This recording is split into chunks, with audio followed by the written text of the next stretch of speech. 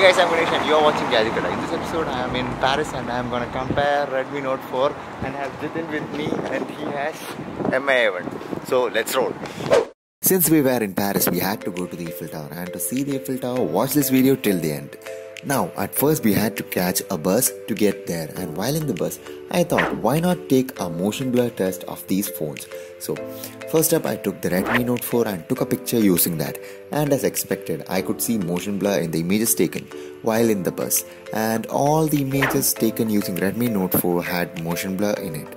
While in the MIA1, I could see that the images had motion blur in them, but in one of the images, the background was really sharp compared to the Redmi Note 4.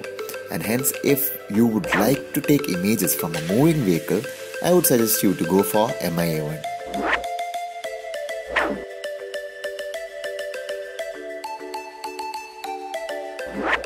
The Redmi Note 4 has a 13MP main camera with an f2.2 aperture, while the MIA1 has a 12MP dual camera with f2.2 aperture. It seems a little less on the specs but has a bigger sensor of 1.25 micrometer than 1.12 micrometer of Redmi Note 4, which is a huge advantage, thus capturing more light and more details.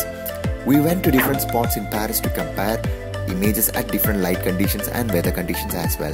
The MIA1 has a better sensor but the battery backup is less compared to Redmi Note 4, around 1000 mAh lesser.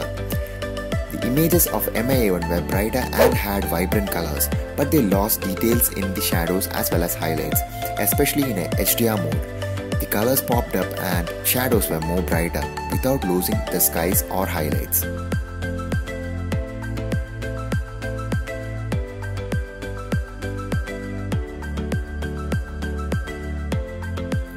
But the Redmi Note 4 produced richer colors with more range for further editing. In the end, it all comes to where you press and focus initially, thus setting the exposure and ISO.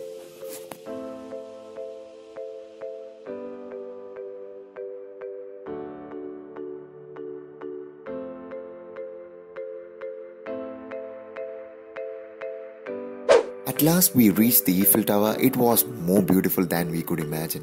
It was around 10 degrees and raining as well, so we did test out these cameras in pretty harsh conditions. We took images of Eiffel Tower side by side to compare both the cameras.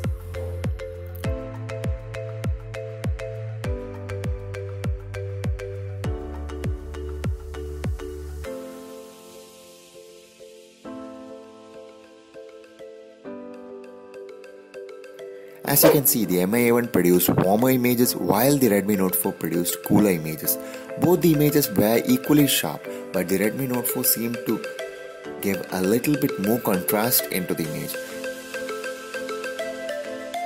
The Redmi Note 4 produced better images of flowing water than MIA1. In shadows, Redmi Note 4 excels, while in brighter conditions, MIA1 is better. MIA1 has a good HDR mode, while all the details are preserved better than the Redmi Note 4, but the colors are more preserved in the Redmi Note 4.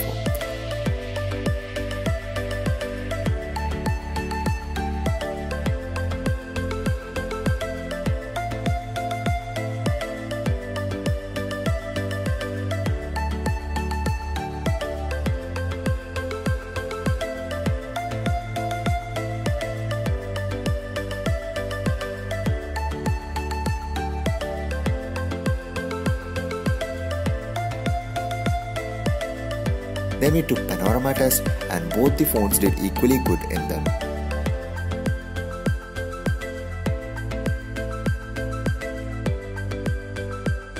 In pretty low light conditions, MIA1 excels with its more advanced low light technology and bigger sensor.